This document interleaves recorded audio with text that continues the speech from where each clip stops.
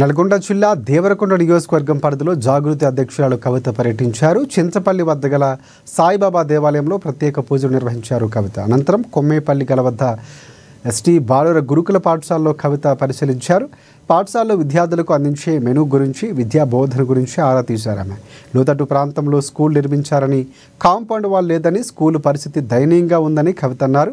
Sanitation కూడా సరిగ్గా లేదని, 450 మంది విద్యార్థులు ఉన్న స్కూల్లో అరకొర వసతులు ఉన్నట్లు గుర్తించామని అన్నారు. ఇక కలెక్టర్ ప్రత్యేకంగా దృష్టి సారించి కాంపౌండ్ నిర్మించాలని కవిత కోరారు. సాంకేతికతను పట్టించుకోకుండా, సాంకేతిక రూపాలు పట్టించుకోకుండా డ్రిల్ చేయడంతో మొన్న భయంకరమైనటువంటి యాక్సిడెంట్ జరిగింది. అందులో 6 మంది గల్లంతైపోయింది, మొత్తం 8 మంది చనిపోయింది.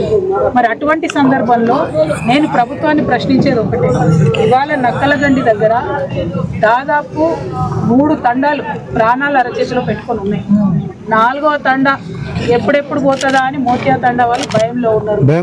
మరి నేను అడిగేది ఏంటంటే ప్రభుత్వాన్ని, మీరు ఎస్ఎల్బిసి టనల్ ఎన్ని రోజులలో పూర్తి చేస్తారు? ఆ టనల్ పూర్తయి ఈ నక్కలగండి రిజర్వాయర్ ఎప్పుడు వాడతారు? మరి ఈ రిజర్వాయర్ పూర్తి చేసేది ఎప్పుడు? మీ మంత్రి గారు పొంగులేటి శ్రీనివాసరెడ్డి గారిదే ఈ కాంట్రాక్ట్. ఇప్పుడు వచ్చినటువంటి చిన్న వరదకే పక్క తండాలోకి జాలు వారుతా ఉంది మొత్తం. అంటే దీని బేస్మెంట్ బాగలేదు, దీని కన్స్ట్రక్షన్ క్వాలిటీ బాగాలేదని ఇక్కడ ఉన్నటువంటి తండవాసులందరూ కూడా చెప్తున్నటువంటి పరిస్థితి. ఒక పక్క 2007లో చేసినటువంటి ల్యాండ్ అక్విజిషన్ డబ్బులు ఇప్పటి వరకు కూడా చాలా మందికి రాలేదు. ఇంతవరకు ఆ ఇండ్లకు ఆనాడు 70 రూపాయలు గజం చొప్పున కట్టించిండ్రు. అది ఇవాళ వాళ్ళ పిల్లలు పెద్దగా వాళ్ళు ఉద్యోగాలు వెతుకునే పరిస్థితి ఉన్నది. మరి ఆనాడు ఇంటికి ఒక ఉద్యోగం ఇస్తామని చెప్పింది, దాని గురించి ఊసలేదు. మరి ఇక్కడ రైతులు మీకు కనబడతలేరా? వాళ్ళు ఇంకా కూడా పొలాలు వారి కంట్రోల్లోనే ఉన్నాయి. వారు